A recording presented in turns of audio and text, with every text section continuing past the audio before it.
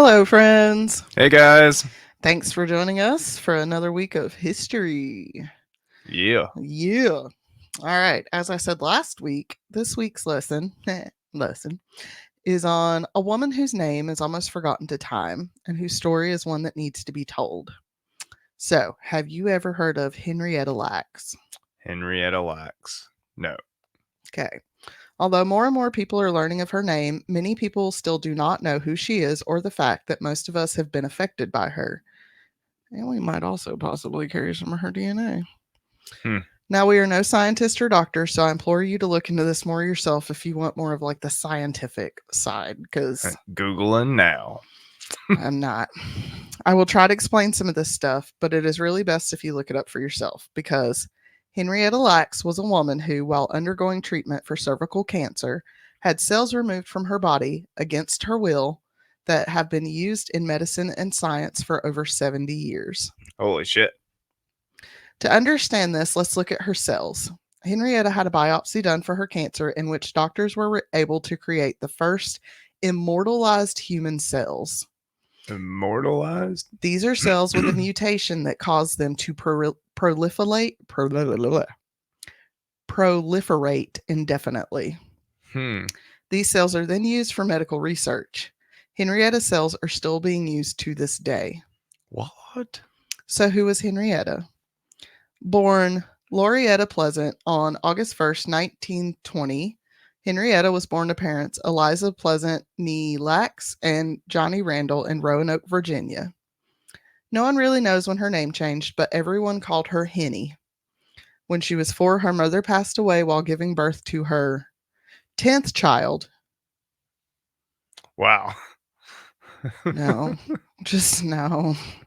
Just no. Oh my God. I was listening to Bailey yesterday, her dark history on the Guinness family. Mm-hmm. One of them bitches had 20. Jeez. No, just no. Like it's like a whole lifetime of just like spitting out babies. I can't. Not able to care for all these kids on his own, Johnny moved the family to Clover, Virginia, where he sent his kids to live with various family members.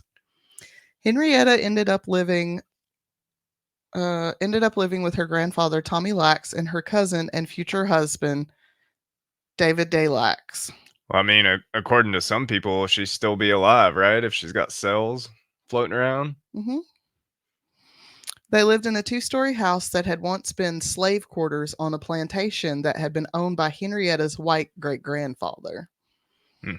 From a young age, members in the Lack family worked as tobacco farmers, and Henrietta was no different. She fed the animals and worked in the garden and tobacco fields. Backy. Tobacco. She attended the black school down the road until the 6th grade when she dropped out to help support the family.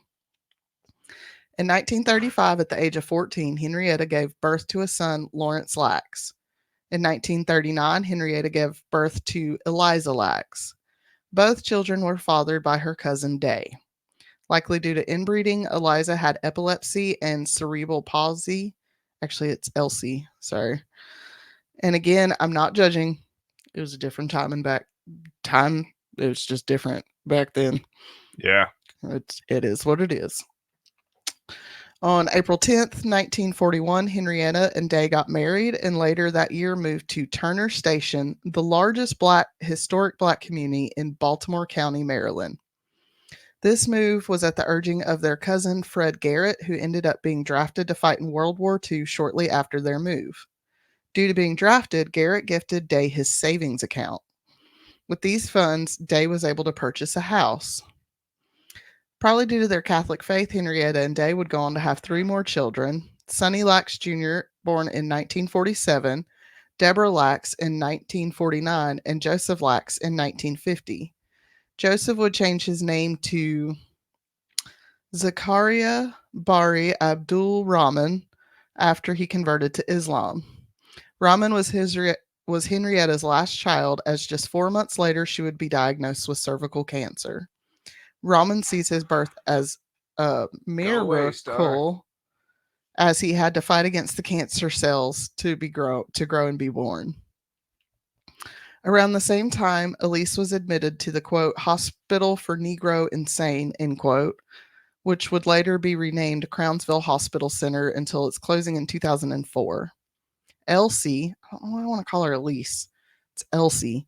Would die there at the age of 15.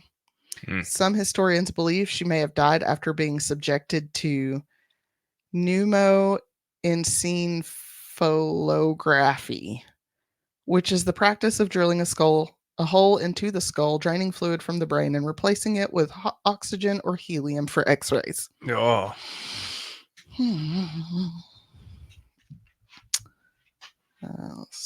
Oh, she's just laying down. Okay. I was like, do I need to pause it? sorry No. guys, we got the dog, one dog in here and one dog out there. So At the time, the only hospital in the area that would treat black patients was Johns Hopkins University. As you can tell, it is a teaching hospital and one of the best in the US. Henrietta had been complaining of a knot in her uterus, which at the time was explained away by her last pregnancy. But after giving birth, Henrietta hemorrhaged and was referred to Johns Hopkins. After a biopsy, she was diagnosed with cancer, the specific type being changed at a later date, but the treatment for both types was the same. Henrietta's treatment was radium tube inserts, oh, which is exactly what it sounds like. Quote, a sealed radiation source is placed inside or next to the area requiring treatment, end quote. mm. Now they just do it with lasers. Yeah. During her treatment, 2 samples were taken from her uterus, one of a healthy tissue and one of the cancerous tissue. This was done without her knowledge or her consent. These samples were then given to George Otto Gay, a researcher at Johns Hopkins. These cells are the ones that would be known as the HeLa immortal cell line. Hmm. Within 8 months, unbeknownst to Henrietta, her cancer had metastasized throughout her entire body. During a routine session on August 8, 1951, she asked to be admitted to the hospital due to severe back pain. She would spend the rest of her life in the hospital getting blood transfusions until she passed on October 4th, 1951. Henrietta was buried in the family cemetery without a headstone at the time. She was believed to be buried near her mother, the only person in the cemetery that actually did have a headstone at the time. In 2010, Roland Patillo was an employee at the Morehouse School of Medicine. He had worked with Gay back in the day and knew of Henrietta and her family and donated a headstone for her grave. At the same time, the family raised money and Elsie got a headstone, which was dedicated the same day. Henrietta's grandchildren wrote the epitaph for her stone that states, quote, Henrietta Lacks, August 1st, 1920 through October 4th, 1951. In loving memory of a phenomenal woman, wife, and mother who touched the lives of many, here lies Henrietta Lacks, HeLa. Her immortal cells will continue to help mankind forever. Eternal love and admiration from your family. End quote. Got goosebumps. Wow. Here lies HeLa. Now, until this time in science, cells used in the lab did not have a long shelf life and could only be used once or twice before they were no longer viable. But with Henrietta's cells, they could be divided multiple times and never died, hence the name immortal. After Henrietta died, once again, without the knowledge and consent of anyone from her family, more samples were taken from her body during her autopsy. Gay, being so original, named his samples using the first 2 letters of the patient's first and last name, which is how we got the name HeLa, which is also just a really cool fucking name, I think. Yeah. And it's like 8, it's capital HE, capital LA. So, Hmm. so what exactly have these cells been used for? Well, in 1954, Jonas Salk had the cells mass produced, which is kind of weird to think about, but okay, to test his polio vaccine. The cells were used in studies to see if cancer could be transmitted and to see if immunity could be built to cancer. HeLa cells were then mailed all over the world to scientists and doctors studying various things, quote, research into cancer, AIDS, the effects of radiation and toxic substances, genes mapping, and countless other scientific pursuits, end quote. Dang. And nobody in her family knew what was happening. That's crazy. They had no fucking idea. All right. In the 1970s, a large number of other cell cultures became contaminated by the HeLa cell. This prompted researchers to reach out to Henrietta's family, who, like I just said, remember have no idea that any of this is going on, for blood samples. Sure. Researchers were hoping to be able to tell the difference between Henrietta's cells and other cells using her family's DNA. Now, again, they had no idea that anyone had taken any samples Of anything. of anything. Yeah. This is not something that was discussed with her or them during or after her illness and treatment. Right. And after her death, her illness was not something the family talked about much. It just so happens that one of her family members was at a dinner party in 1975 when they overheard a conversation about Henrietta's cells and how they were being used. Hmm. Imagine this. You're sitting there at a dinner party, right? Ting, ting, ting. Oh, everything's fun. Everything's wonderful. It's fabulous food. Great, great, fabulous. And you're like, oh, sniff for the dog. And you hear somebody like, yeah, Henrietta Lacks, her cells, the HeLa cells. And you're like, what? Be like, They're like, Umbrella yeah. Corporation? Right. They're like, yeah. So, there's these cells, the HeLa cells. They were used from this woman, Henrietta Lacks. My grandmother? Like, I can imagine, like, what? Yeah. At the time, consent was not required. Therefore, it was rarely, if ever, actually sought out by doctors. In the 80s, the family's medical records were published, also without their consent. In HIPAA 1999, violation. in 1999, another case of a similar issue was ruled. In another case of a similar issue, it was ruled that, quote, a person's discarded tissue and cells are not their property and can be commercialized, end quote. What? Because as Bailey Sarian says, in America, it's money over everything. It sure as hell is. Like, you can't even have the autonomy of, like, deciding what to do with your dead body? Excuse me? Mm. This all came to a head in 2013. Remember, Henrietta died in 1951. Yeah. This all came to a head in 2013 when some of Henrietta's HeLa cell DNA sequence was published.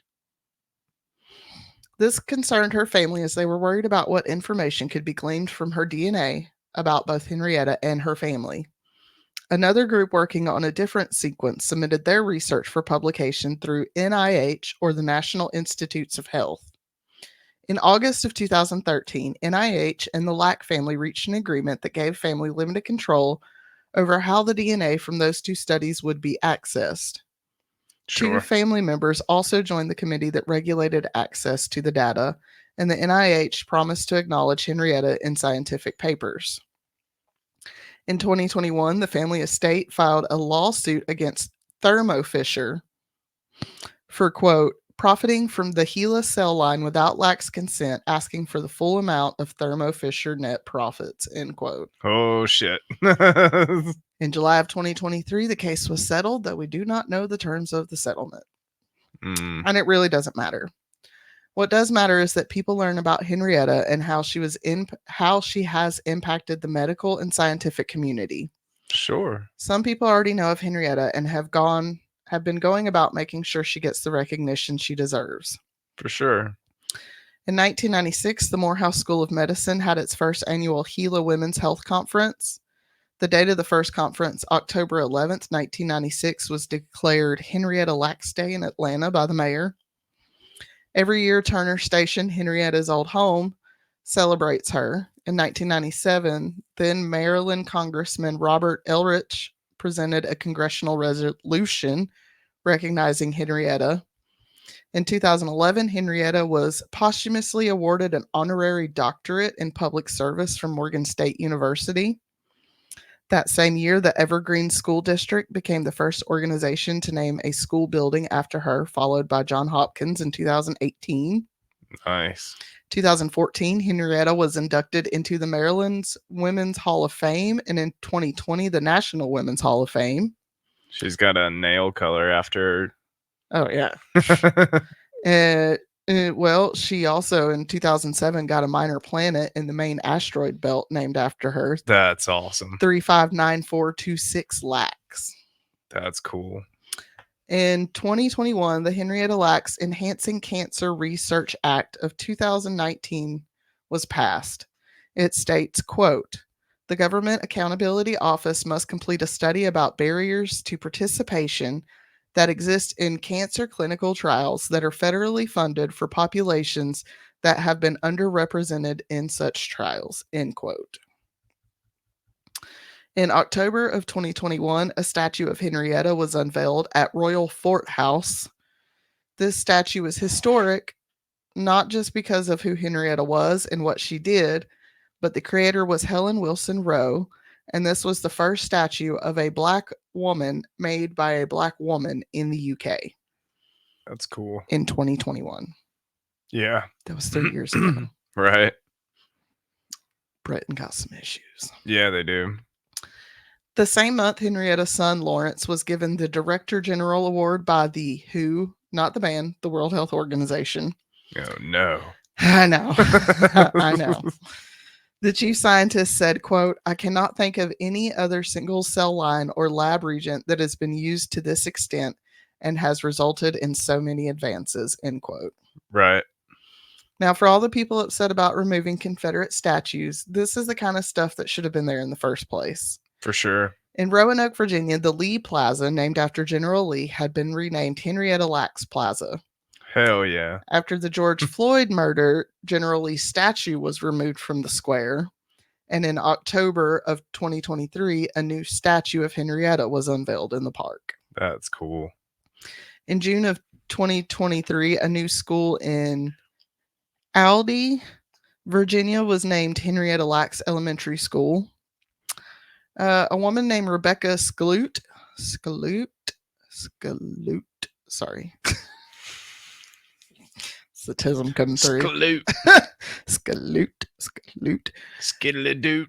Worked with Henrietta's daughter, Deborah, to write a book and a couple articles about Henrietta and her family.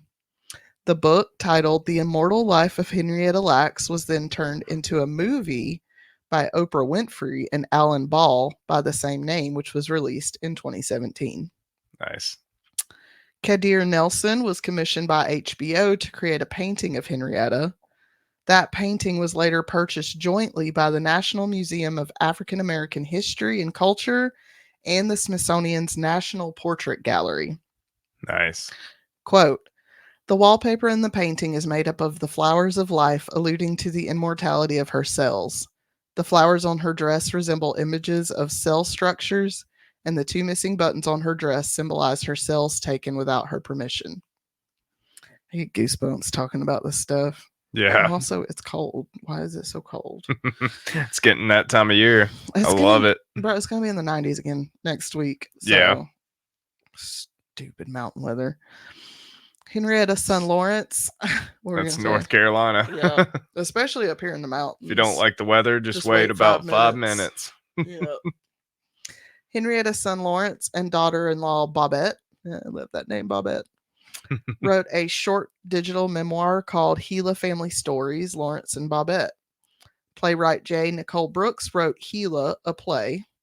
It ran from about a month, or it ran for about a month from November to December of 2018 in Chicago. But what about Chicago? Hey, Tony Becker. It's fucking tism breaking through. God dang. Various TV shows have taken inspiration from Henrietta's life, and a few bands have made songs in her honor. That's cool. So, in summary, Henrietta had a hard life, but she was a good woman who deserved better than what she got in life. For sure. This story highlights many issues: privacy and consent, yep, bodily anatomy, and yes, even in death. Yep. After doing this, I'm kind of like, I didn't actually watch my mother go into the incinerator. So I'm just gonna pray that those ashes we dumped in the ocean were hers. Right. Because if I found out they were chopping my mother apart, be burning some shit down. Yeah. Be burning it to the ground. Oh, all right, folks. So that was Henrietta Lacks. What do you think about that, Bill? It's definitely a cool story. Like, hopefully one day they'll make advances enough with her cells to maybe possibly cure some cancer. It's a cool story, but it that whole issue with them taking her cells Yeah, it's definitely without consent, like and then they literally that it's fucking wrong to to take people's cells without consent. mass produce Um, them and then ship them all over the world. right. It's definitely a story of uh how people profited off of other people, Yeah. And which is wrong. when people wonder why black people don't trust doctors, Yeah, like it definitely, highlights that. you got shit like this and Tuckasegee, where they Mhm. literally lied to men for years about Yep. having syphilis because they wanted to see what it would do. Yep. Like, of course they don't trust doctors. Yep. How long have I been fighting to get like the assessment and stuff and figure out Yep. what's going on with my brain? And people are like, "Oh, you just I have mean, trauma." it's not only with black people, it's with women in general too. Yeah, Like women are not listened to either. they don't treat them the same way even up until now. Like, And this might be TMI if y'all made it this long and you don't want to hear about it. Fine, cut it off, go somewhere else. I don't know, but like, so if a man gets a vasectomy, he gets medication. He gets told to go home and rest for 2 days right. with some ice on his nuts, right? Mhm. When I got my IUD put in, they literally take metal wires and Yep. shove them through your cervix. Yep. No medication, No. nothing. They were just like, go home, have a good day. Yep. Fucking bleeding and shit. Mhm. Nothing. They didn't even numb the area. Yeah. Like they couldn't even just like wipe some numbing shit on it. Yeah. No, they're just like, let me shove these fucking wires through your flesh Yep. inside of your body. Yeah, and it's Yeah. The medical system needs a bit of a reboot a bit like a lot. because the medical model is and has always been a white man. Yep. Always.